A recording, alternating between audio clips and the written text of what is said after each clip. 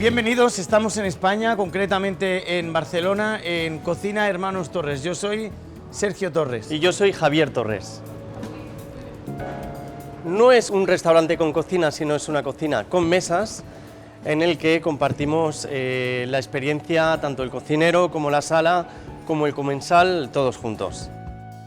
Gazpacho es típicamente andaluz, hay mucha cultura de las verduras en España y es un gazpacho, es una crema líquida de verduras muy nutritiva, muy refrescante, pero para verlo mejor, Carmine y Francesco, que son italianos también, os harán un gazpacho con toque catalán.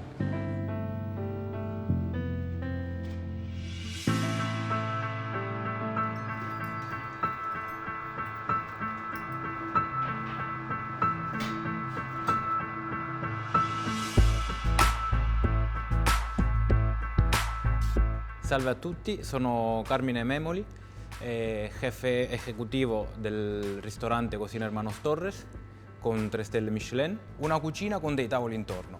Perché hanno voluto questo gli Hermanos? Perché in pratica hanno voluto richiamare quello che era un loro ricordo di infanzia quando la loro nonna gli cucinava e loro stavano intorno, questo ricordo di mangiare intorno alla cucina mentre si cucinava dall'inizio alla fine. E ovviamente l'hanno replicato qua in una maniera un po' più elegante, più sofisticata.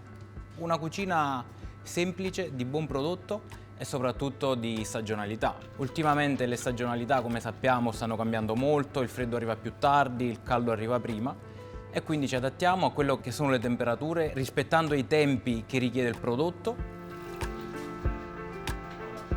Quello che facciamo qua è una reinterpretazione della cucina catalana con una buona base francese, un'anima italiana, perché alla fine relazioniamo tutto al Mediterraneo. Tenendo in conto che la cucina catalana, anche se non molto conosciuta, ha comunque 700 anni di storia. Oggi per Italia Squisita, insieme a Francesco Sanzalone, che è lo chef di cucina del ristorante, abbiamo preparato per voi un gazpacho in diverse versioni. Una è la versione super classica spagnola e le altre 2 sono il frutto della nostra ricerca. Il gazpacho è una ricetta molto antica, il cui nome deriva dalla parola mozarabica gaspa. Gaspa significa frantumare perché appunto la ricetta medievale prevedeva di frantumare dei pezzi di pane secco con acqua e aceto. La paternità di questa ricetta è andalusa perché appunto è la regione della penisola iberica che ha una maggiore influenza araba. Nell'arco del tempo il gazpacho, dall'essere una ricetta andalusa, è diventata una ricetta nazionale e ovviamente si è evoluta. Infatti la ricetta che conosciamo noi oggi del gazpacho, con l'introduzione del pomodoro, risale solo al 1800. È arrivato il momento di andare a preparare questa zuppa fredda e di rendere omaggio alla grande cultura vegetale spagnola. Buongiorno, buenos días. Oggi vi farò vedere come si prepara una ricetta molto tradizionale della cucina spagnola, che è il gazpacho. Iniziamo con ovviamente i pomodori. Dato che siamo in Catalunya, utilizziamo tomate colgar o tomate de penjar. È una varietà autoctona della regione, particolare perché si raccolgono nel periodo estivo per far sì che durino di più. Vengono legati e appesi, appunto per questo si chiamano tomate de colgar. Colgar in spagnolo significa appendere. Si fa in modo che durino anche fino a autunno inoltrato. Somigliano molto ai nostri pomodori da insalata. La ricetta prevede il taglio degli ingredienti, pezzi più o meno grossolani, perché poi li andremo a frullare. Continuiamo con il peperone verde, come con il pomodoro. Lo andiamo a pulire, lo priviamo della parte dei semi. Successivamente lo tagliamo a pezzi. Essendo una ricetta tradizionale in ogni casa è differente, però si dovrebbe utilizzare il peperone verde, perché il peperone rosso è molto più dolce, quindi per evitare di influenzare troppo la nostra preparazione con una dolcezza che non vogliamo, utilizziamo quello verde. Continuiamo con il cetriolo, anche qui lo andiamo a pulire, semplicemente lo andiamo a pelare.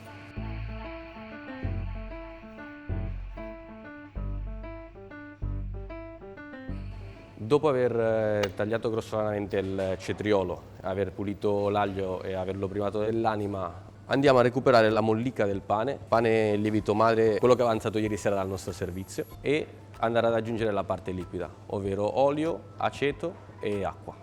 Quindi andiamo a triturare i nostri ingredienti, li andiamo a collocare tutti dentro il nostro contenitore. Visto che è una ricetta tradizionale non abbiamo dosaggi veri e propri, quindi quello che vi direi di utilizzare per mezzo chilo di pomodori, mezzo cetriolo, mezzo peperone. L'importante è che ci sia sempre più pomodoro rispetto agli altri ingredienti per mantenere il colore rosso. Andiamo a prendere un po' di mollica di pane. Vi direi di mantenerci sui 50 grammi di pane su mezzo chilo di pomodoro e andiamo ad aggiungere i liquidi. Sempre iniziamo con un po' d'acqua, olio. Usiamo un olio catalano, Borges Blancas. Possiamo dire che si assomiglia molto a quello che può essere un olio ligure. Continuiamo con aceto di Jerez, ok? In particolare usiamo un aceto che è invecchiato 25 anni, quindi adesso che tutti i nostri ingredienti sono dentro il contenitore andremo a triturarlo.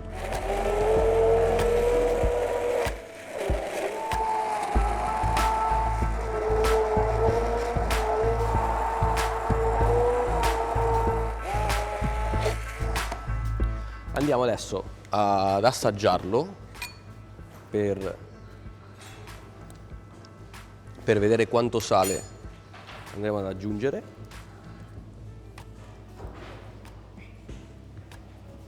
E un'ultima frullata per far sì che il sale si amalgami bene al composto. E adesso lo andiamo a colare.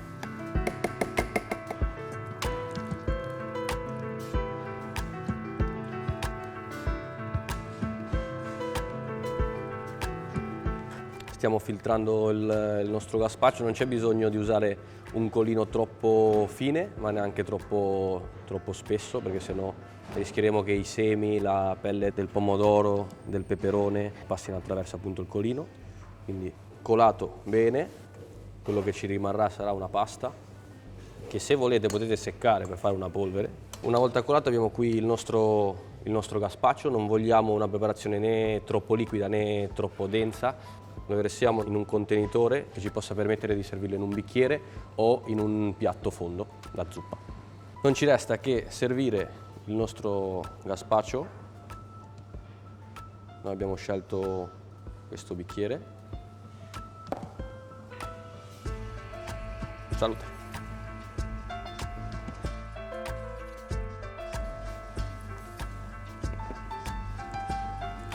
Buona!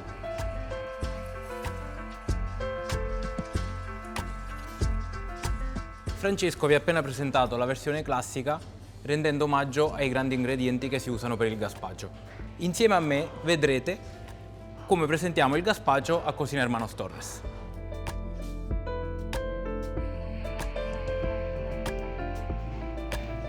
Una versione semplicemente più elegante, non andiamo a stravolgere molto gli ingredienti, quindi in questo caso iniziamo con il pomodoro, andiamo a tagliarlo.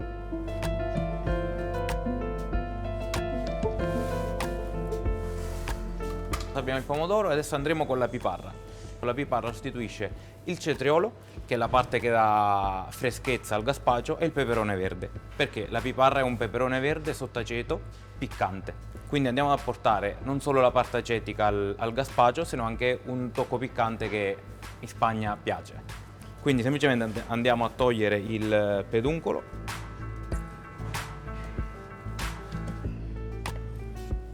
Adesso andiamo a liquare, cioè a fare un'estrazione a freddo di quello che è il succo di pomodoro e il succo della piparra.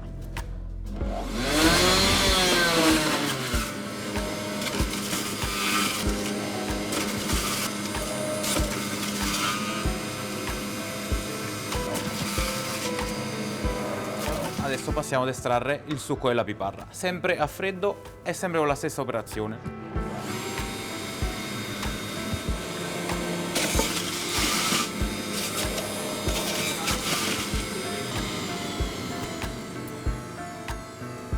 Qui abbiamo il nostro composto di succo di pomodoro e succo di piparra e andiamo a emulsionarlo con avocado e olio di oliva. In questo caso l'avocado va a sostituire quella che è la cremosità del pane per abbassare appunto la parte acetica e piccante della piparra. Andiamo ad aggiungere l'olio d'oliva. Non ne aggiungiamo molto perché in questo caso abbiamo già l'avocado a darci una parte grassa e la parte cremosa al gazpacho. Quindi è solo un poco per apportare Una nota amara, andiamo a frullare con il frullatore a immersione per emulsionare bene tutti gli ingredienti. Come potete vedere, non ci siamo allontanati molto da quello che è il colore originale del gazpacho. Ha una textura molto cremosa e questo ci servirà per poi andarlo a mettere nello stampino ed abbattere. Noi usiamo uno stampino rotondo di 2 cm per 1.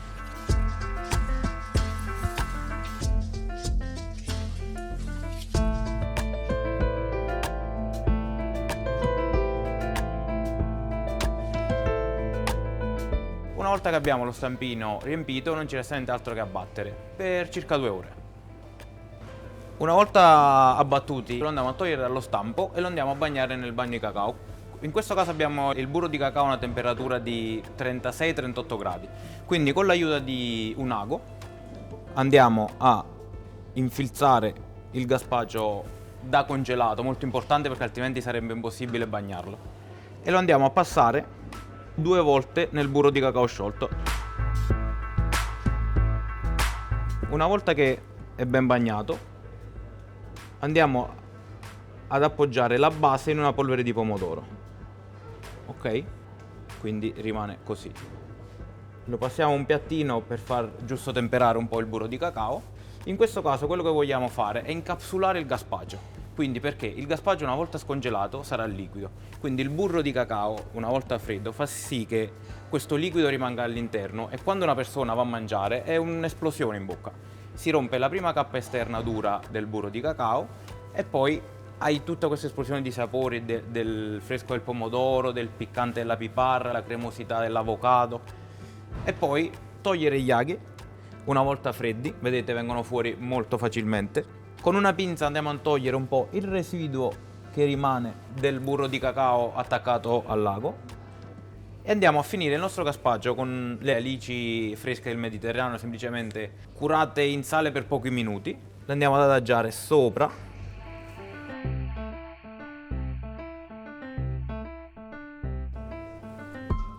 Una volta che abbiamo messe le alici, andiamo a chiudere il piatto con questa guarnizione che è un'erba cipollina risata, gli dicono qui in Spagna, per dare un tocco erbaceo al piatto.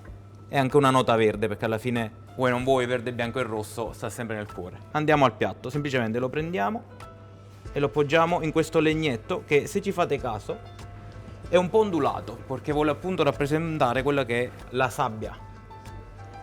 E questo è il nostro aperitivo, un bonbon di gazpacho con alice salata e polvere di pomodoro. Adesso vi ripresentiamo il gazpacho con un tocco italiano utilizzando una pasta 3D. Tra i formati di pasta di Artisia noi abbiamo scelto Circle perché è il contenitore perfetto per replicare il nostro gazpacho. Iniziamo col bollire la pasta in acqua abbondante per evitare che si rompa, perché anche se è una pasta 3D ce ne dobbiamo prendere cura. Una volta passato il tempo di cottura che ci indicano le istruzioni, la andiamo a raffreddare in acqua e ghiaccio, sempre facendo attenzione a non romperla. Una volta raffreddata l'asciughiamo eliminando i residui di acqua. Tocchiamola la pasta, deve essere al dente, perché pur essendo una pasta 3D ha la sua consistenza e la sua textura in bocca, quindi facciamo molta attenzione a quello che è il punto di cottura della pasta, sempre rispettare la cottura al dente. Una volta che la pasta è asciugata andiamo a bagnare la base con dell'olio e poi andiamo a ricoprire con della polvere di tomate e andiamo all'assemblaggio.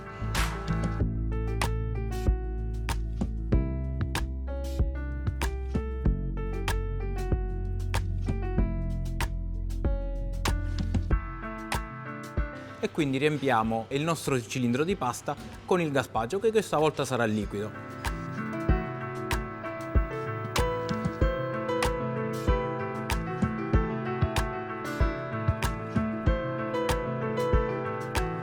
Una volta riempito il cilindro lo tappiamo con l'alice salata e terminiamo sopra con un poco di erba cipollina.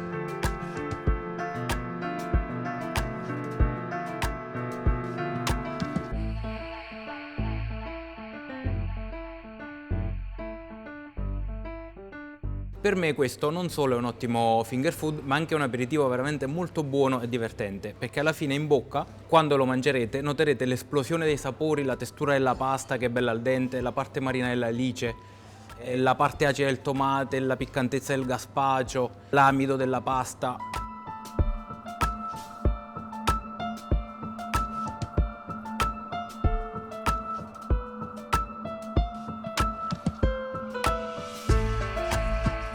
Oggi abbiamo aperto le porte del nostro ristorante Italia Squisita, spero che non solo vi sia piaciuto il video, ma che anche potrete prendere un po' di spunto da quelle che sono state le nostre ricette, da replicare a casa, da far vedere ai vostri amici, da mangiare in compagnia, da servire in un evento, esattamente come nello spirito del nostro ristorante e della nostra cucina.